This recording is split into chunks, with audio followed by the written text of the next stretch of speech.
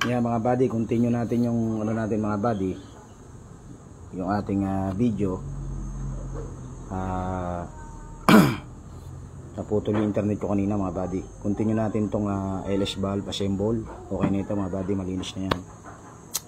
So mamaya ano natin tong mga parts niya. Purong gatas kayo dito, Greg. Haluan mo anak ng kape. Ayan, pagtitimpla ko ng anak ko ng kape. Shoutout natin yung mga kabady natin dyan.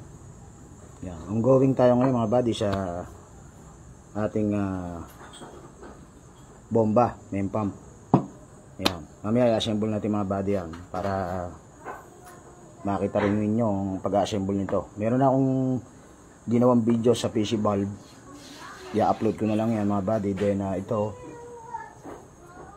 LS valve natin ay nasabi ko rin dati sa video yung dating mga function nito mga buddy. Yan.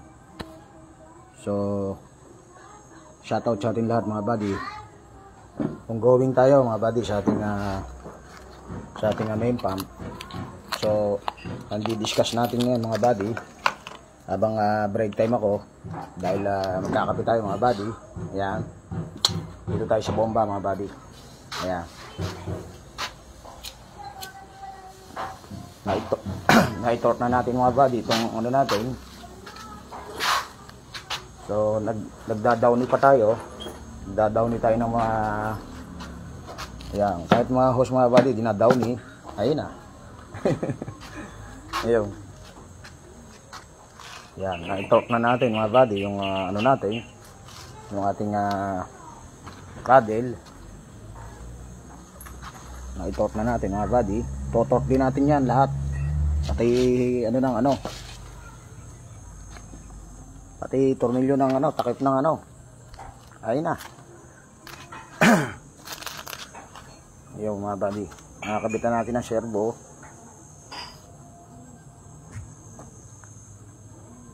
Ayan. Ayan mga buddy, habang break time ako ay ayan, shoutout sa atin lahat, magandang hapon. Habang break time ako ay meron tayong content na para sa mga hydraulic mechanic na mga kabady natin. Ayan. Lalo na sa mga new hydraulic mechanic na ayan, makapagbigay tayo ng konting tips mga buddy. Ayun na. Yan mga buddy, nakakabit ko na yung aking servo at saka itong ating PC valve. Ayan.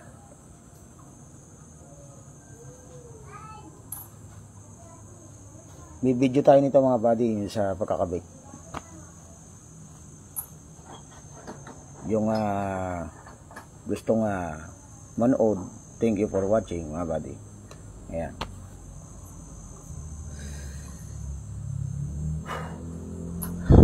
Mahalaga po ang PC valve mga buddy. Ayan mga buddy, mahalaga ang PC valve. Ang PC valve mga buddy, bawat ano ng hydraulic system ay mahalaga. May mga function po lahat yan.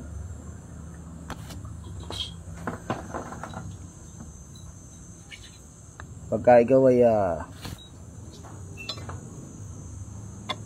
isang hydraulic mechanic ay lahat ng function ay aaralin talaga mga buddy.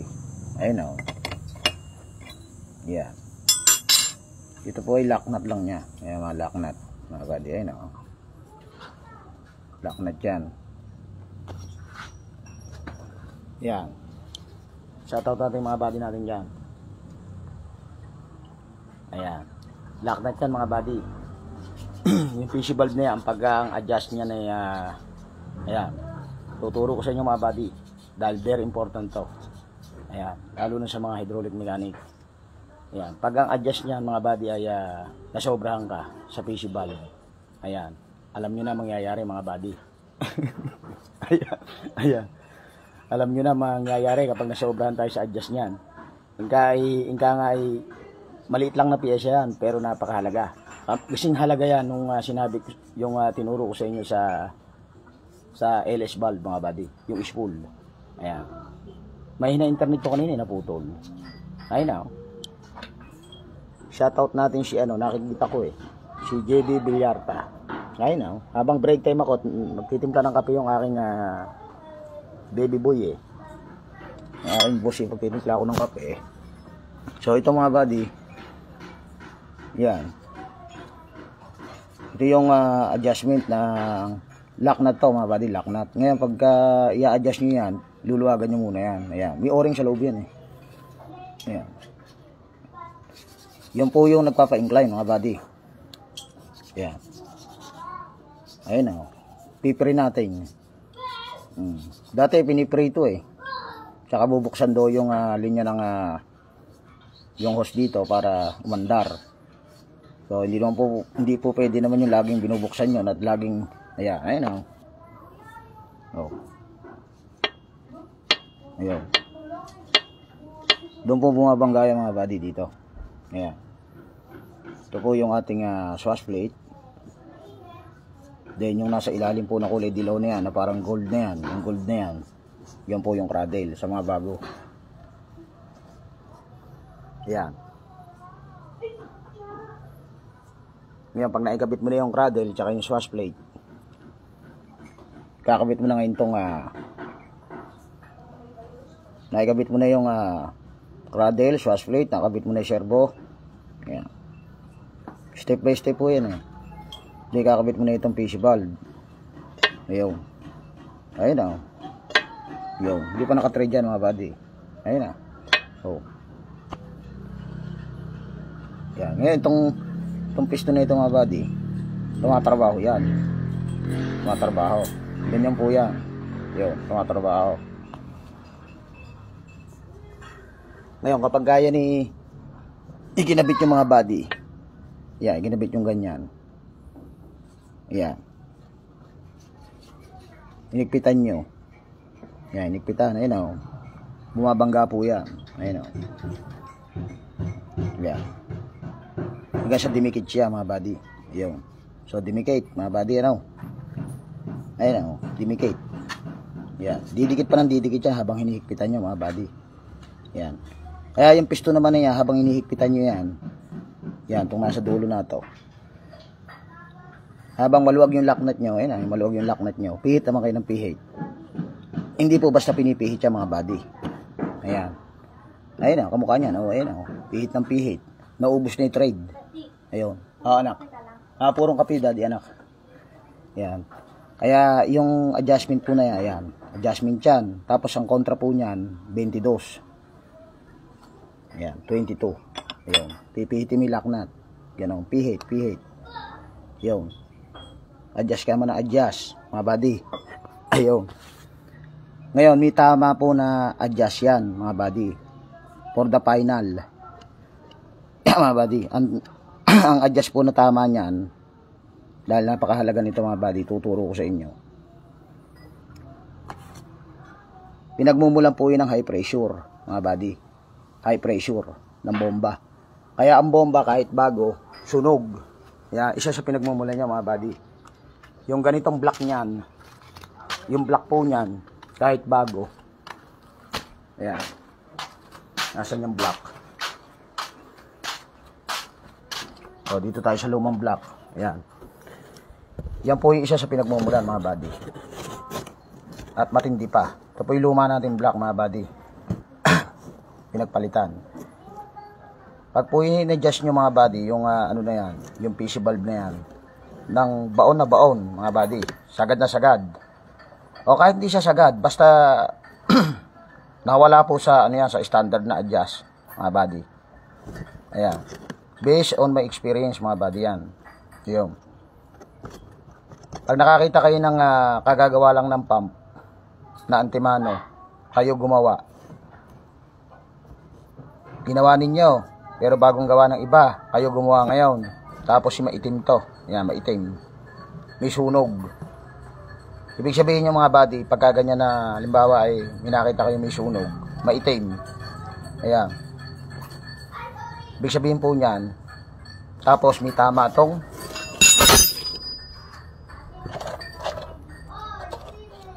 tinamaan tong, halimbawa, tinamaan tong ano niya. Yan kamukha na issue nito. Tinamaan tong pinaka... Sige anak, pakilagay mo lang dyan. Ayan. Thank you, anak.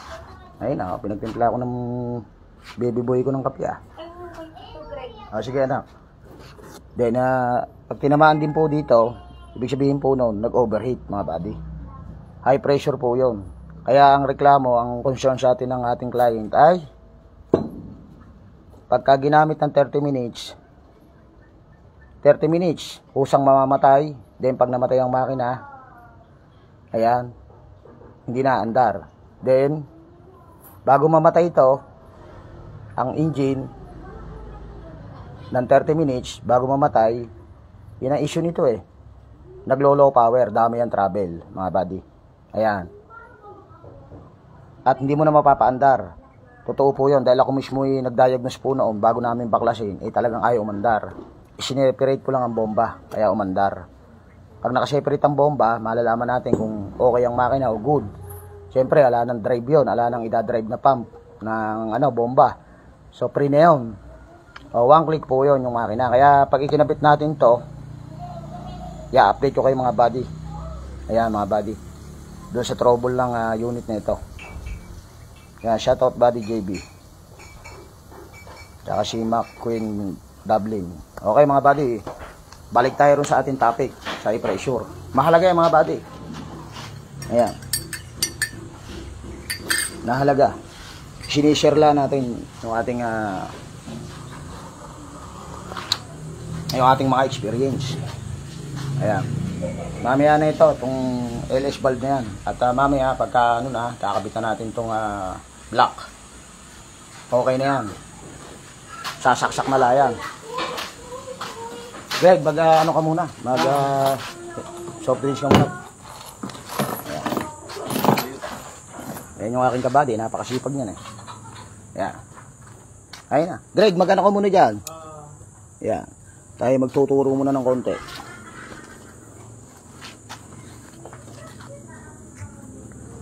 So ngayon, balik tayo sa topic mga buddy. Ito, i-adjust din to mga buddy. Hindi po pwedeng i-adjust to ng yung lock nut na yan. Itong lock nut na ito. Yan, dito muna tayo sa servo. Itong lock nut na ito, pagka niluwagan nyo mga buddy, di naluwagan na. Ganun din ang niyang procedure niyan. Lock nut, di naluwagan. Ayan, naluwagan. Pag naluwagan nyo yan, pinihit nyo ng pinihit to. To. Yan. Tinulak nyo, pinihit. Yan. Yan sa mga bago. Pag ang bomba ay ganito ang forma, kasi iba-iba po ang ng servo mga body ng Komatsu. Pag ganito ang style ng pump, wag kayong pipihit dito. Itutulak nyo na, itutulak. Sasabihin ko sa inyo kung ano magiging cost nyan, mga body. Halimbawa, yan, halimbawa, pihit ang pihit. Mahinain kayong breaker. Mahina. Di pihit. Yan, pagka pinihit ng ibang mekaniko to, mga buddy, na ibang kabaro natin, at nakita nyo na nakabaon to, ayan mga buddy, ang magiging problema niya mga buddy sa unit, titigas po ang pilot. Ayaw. Yung PPC nyo, yung plangka nyo, yung joystick, titigas yan. Hindi po binabaon to mga buddy. Ayan, sa mga nanonood. Okay mga buddy, may tama po yan, may tama. May tamang adjust nito. Ayan. Ito, kamukha nito, babaguhin ko pa to. Ayan. Basta yan, lahat babaguhin ang shading yan. Bagong shading yan mga buddy. Ayan, kamukha nito, babaguhin din to, ang shading nito. Sa PC. Ayan, kamukha nito. Tayo na magbabago ng shading yan. Ayan o. Habang ina-adjust mo yan, tutulak yan. Ngayon, yung na yan, yung piston na yan sa loob. Ayan. Ito mga buddy. Yan, yan nasa kamay ko na yan. Ayan o, tumatrabaho yan, mga buddy. Yan. Ngayon ito, nakapwesto na yan. Nakapwesto na yan, mga buddy, ito. Yung tinatamaan ng piston na yan. Yan na yan. Ngayon, mga buddy, lumalaro to. Ang trabaho niya, gumagano na, oh. Ayun. Ganun niya, mga buddy. Kasi, swash lang po yan. Yan, neutral position. Tapos wash. Pag ikinabit natin yung mamaya yung block natin, Yan, tapos sinigpitan, ikinabit na yung head natin na yan, yung takip natin na yan. Ito mga buddy. Nakasama ni valve plate, mga o-ring, kumpleto. Pag in-install na yan, tinakpan na yan mga buddy. Ayan, tinakpan na. Ayan. Pag tinakpan na mga buddy yan, tapos, umandar na yung unit natin mga buddy. Tumatrabaho mga buddy ito. Pag in-start mo yan, ang unit, in-start mo, naka-neutral position lang dapat yan. Ayan. Ibig sabihin, pre. Mga buddy, pre. Pre po to. Pre mga buddy. Yung ating, pre ang ating, mga buddy, ang system ng, natin, ng hydraulic system. Naka-pre. Hindi siya naka-load. Ngayon, kapag mag-low-load lang yan, pag nag-incline na po yan ng full stroke. Yan, kamukha niya mga buddy, yung position na ganyan, parang ganyan. Yan, full stroke yan. Yan, yung position na naka-full stroke yan. Mga buddy. Nababago lang yan, paikinabit nyo na yung mga buddy. Yung natin, yung, pag na-assemble na lahat, hindi na ganyan na full stroke yan. Neutral position lang yan. Ngayon, kapag natakpan na yan, ikabit na yung mga block, piston, nahigpitan nyo na. Tapos, pag umandar yan, ayun, dapat nga mga buddy, wala siyang karga muna. Wala siyang karga.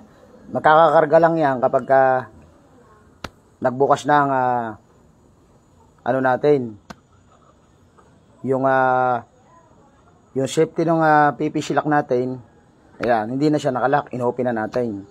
Release na. Ngayon, kapag in-release na natin yung PPC lock natin, so, pag nag-pilot pressure ka na, nagplangka ka na, ginalaw mo na ang joystick, mag-i-implement na yun. Ngayon, pag nag-implement yun, neutral position, gitna yan. Tapos, pag nag-swash yan, ganyan na position yan pag nag-swash. Pag ganyan ang angle, full stroke yan. Full swash yan mga buddy. Pag nag-full swash, ang pressure noon, ayan, lalabas na pressure mga buddy, delivery na yun. Delivery na yun, full stroke. Mga buddy. Ganyan ang angle ng full stroke. Yan mga buddy. So ngayon, pagka ganyan, may pinagmumula na, halimbawa sakit na high pressure, kamukha niyan dati ang sakit na high pressure, ibabalance nyo yung PC valve. Ito yung PC valve mga buddy, itong hawak ko. Ang susunod niyan, yung nakita nyo kayo na, yung i-assemble ko, LS valve yun mga buddy. Dito naman nakakabit yun. Ayun. Ayan, dito. Ayan, dito naman yun. Okay mga buddy, ito yung lock nut nya.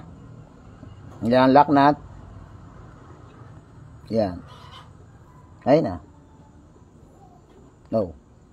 Ayun na. Ayun. So, kakabit ko ngayon mga buddy ha. Ayan, bibigyan ko kayo ng idea na 80%. Kasi yung nito, yung 99% nito, mga buddy. Ayan. Sa final mga buddy yun eh. Ayan, sa final yun eh. Dun sa pag nakakabit na sa unit. Pero malapit na sa yung percent na malapit na yun, mga buddy. Ayan. Ayun na. Hinaksak mo mga buddy oh. Ayan. Bawa, ganyan ang sukat. Ayun. Ay mga buddy, kita mo. Ayun. Pagka ganyan ang sukat, ibig sabihin, nakapari pa siya mga buddy, kahit nakatulak na tayo. Ayun na. Di ba? May clearance pa, malaki. Yan. Stay tuned lang yung mga nanonood. Mahalaga ito mga buddy. Dagdag kaalaman to. Ayun. So, pagka ganyan, ang sukat, example lang yan. So, ilalak nyo, halimbawa. Ilalak nyo ng yung malaki. Yung. So, pagka ganyan, ayun. Ito yung tinatawag na actual na tsuri. Ayun. Tsaka nyo ngayon susukatin. Mga buddy. Ayun. Mahalaga ito mga buddy. Mahalaga. Ngayon, pag sinukat nyo yan, ayan, kaya may caliper tayo. Sinukat nyo, ayan. Ayun. Matanda pa sa hapon yung caliper ko na yan, pero sulit po yan. Ayun mga buddy, Ayan. Ayun 26. Ako lang nakakakita niyan mga buddy. Yung ano ng caliper net, malabo na eh. Ayan, 26. Ibig sabihin ng 26 na yan, malapit na sa katotohanan yun mga buddy. Oh. Ayun na. Ayun mga buddy. So, pagka ganyan, yan. Oh, ayun na. May ano pa mga buddy. Oh. Ayun. Ayun. Ibig sabihin, hindi pa siya nakatukod. Ganun yun mga buddy. Ilalapit natin yung tsuri, mga buddy. Ayan. Parang ano yan eh, parang kayo nag-tune up ng ano yan eh, ng barbula. Tune up. Ganun lang yung mga buddy. Hindi siya tukod. Oh, di ba? Ilalapit na natin kasi pare-pares tayo mekaniko eh. Para antimano gauge. Ang makina pagka itinukod mo barbula, ano magiging ano ibibigay na problema kapag itinukod ang barbula? Yung nakatukod, yung adjust. Halimbawa nakatukod ang adjust. O halimbawa dati na yung makina bago nyo i-tune up mga tukod ng barbula. O, pinagmumulan din po ng init yun. Mga buddy, init. O, kung ako'y tama, alam na ng ano yun, ng mga mekaniko yun. Ayan. Ganun yung mga buddy. Adjustment, 22 ha.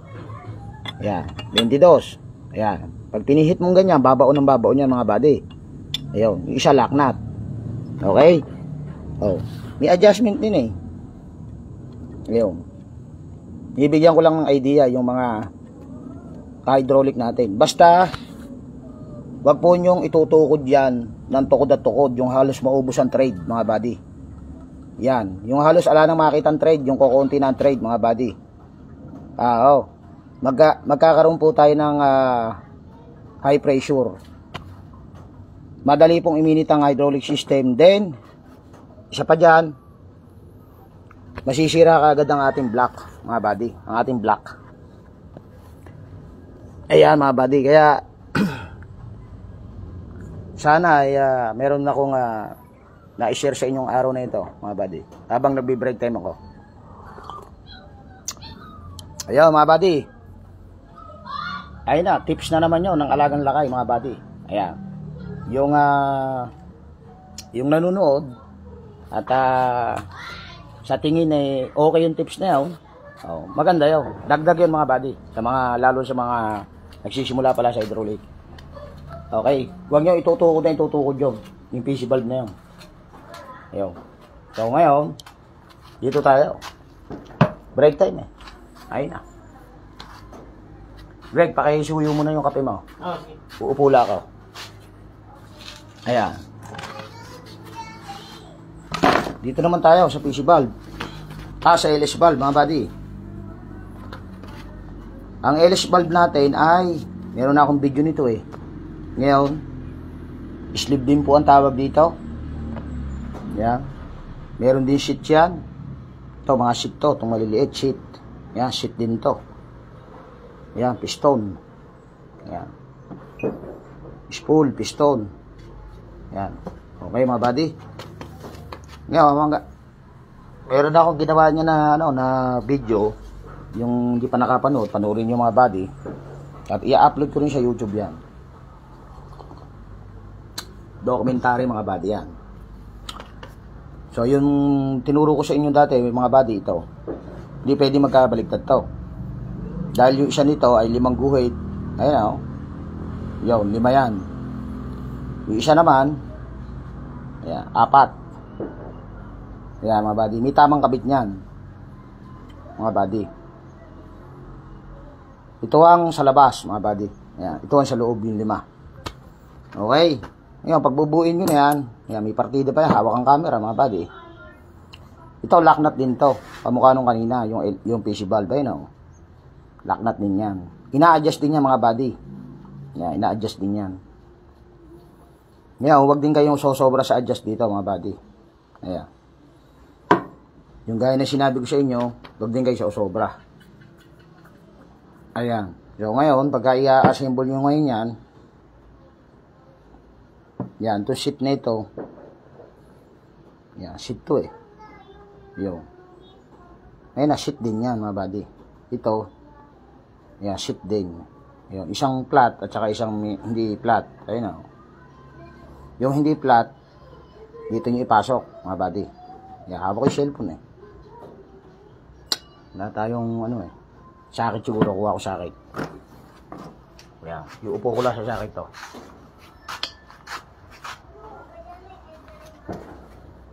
Kasya kaya. Subukan natin kung kakasya, mga buddy.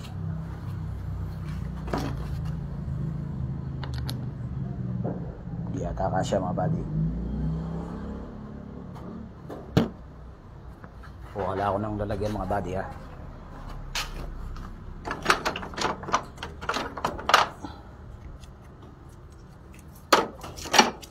Wala tayo lalagyan. Ayan, mga buddy. Tingnan natin yung kakasya. Habang nagkakapit tayo, nagtuturo tayo. Ayan. Ayun, nakasya, oh.